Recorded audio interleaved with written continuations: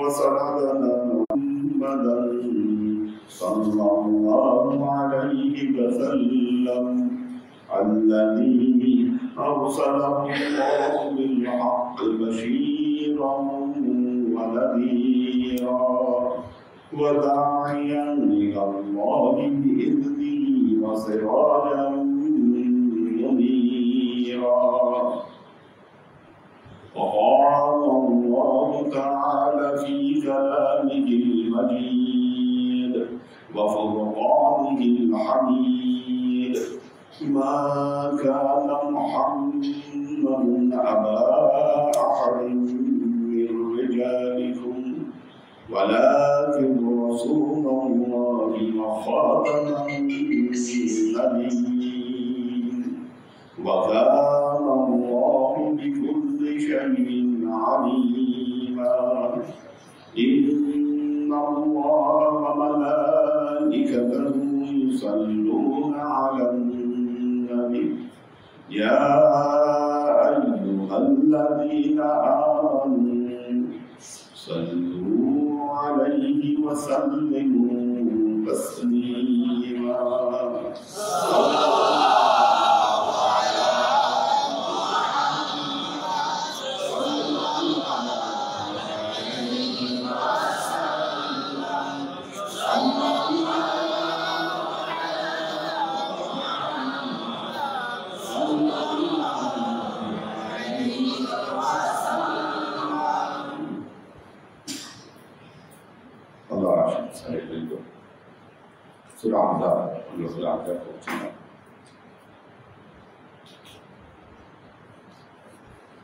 أعوذ بالله من الشيطان الرجيم.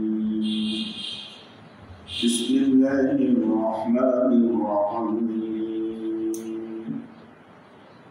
يسألك الناس عن الساعة قل إنما علمها عند الله وما يدريك لعل الساعة تكون قريبا.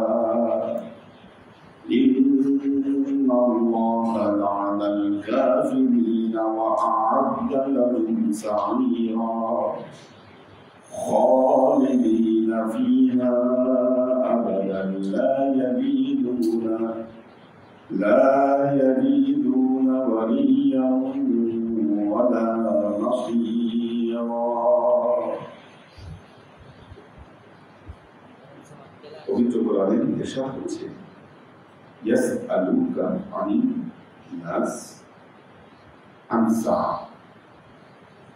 ইয়াসআলু প্রশ্ন করবে কা আপনার, আল্লাহ তাআলা বলেন আপনাকে প্রশ্ন করবে। কারা প্রশ্ন করবে? আন নাস, মানুষের। কি ব্যাপারে প্রশ্ন করবে? আনিস সাআ। সাআ শব্দের বাংলা অর্থ হলো ঘন্টা। ঘন্টা, সময়। আমরা যে হাতে ঘড়ি করি, এই ঘড়িকেও বলা হয় সাআ। আর পবিত্র কোরআনে এই সাআ শব্দটি সহ আরো কিছু শব্দ কিয়ামতের প্রতিশব্দ হিসেবে ব্যবহার করা হয়েছে। যেমন গাশিয়া, হাল আতাকা হাদিসুল গাশিয়া উজুহু ইয়াওমাইদিন খাশিয়া, আচ্ছন্নতা।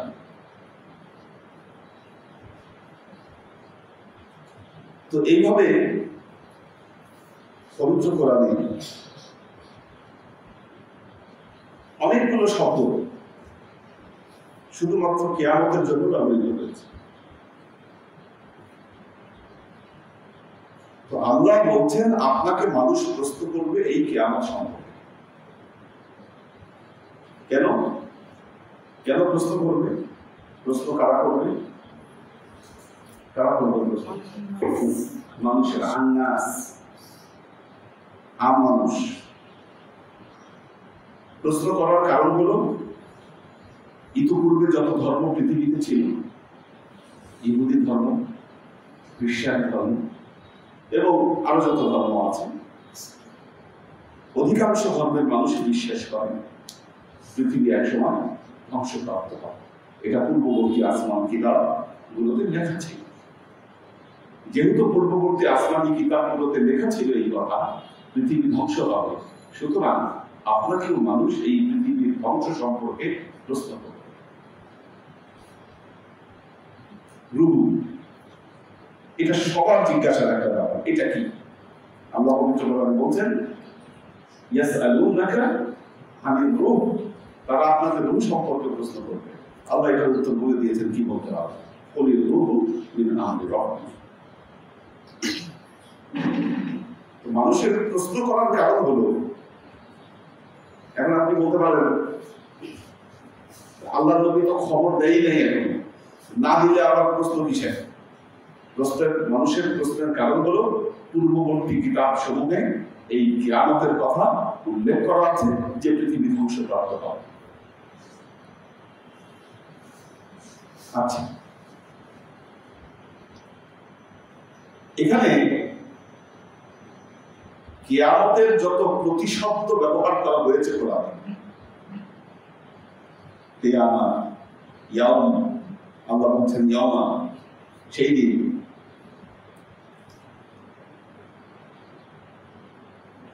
এই প্রতিশব্দগুলোর মধ্যে আস-সাআ শব্দটা কিয়ামতের এক্সাক্ট টাইম বুঝাইছে।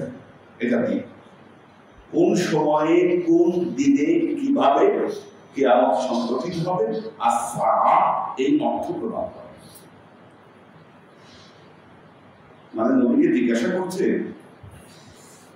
যে ইয়াসআলুকা নাসু আনিস-সাআ, মানুষ আপনাকে শুধু কিয়ামত সম্পর্কে না, কিয়ামতের নির্দিষ্ট সময় সম্পর্কে আপনাকে প্রশ্ন করবে। বুঝছেন কি?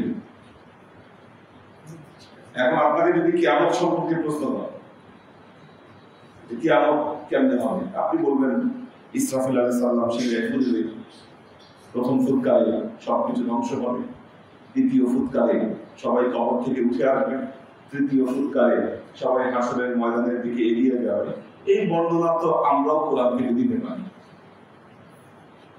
এই বর্ণনা দিলেই তো হতো। কিন্তু যখন প্রশ্ন করছে আমি তার মানে নবীর কাছে জানতে চাচ্ছে, ইয়া রাসূলুল্লাহ, কিয়ামত কবে, কয় তারিখে, কোন দিনে, কিভাবে সংগঠিত হবে, এটা আমাকে বলেন।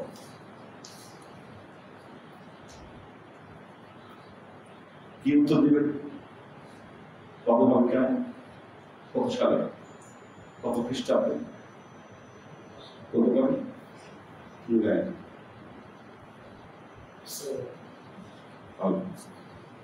এখন আল্লাহ কি বলতেছেন তার নবীকে? কুল ইন্নামা ইলমুহু ইনদাল্লাহ।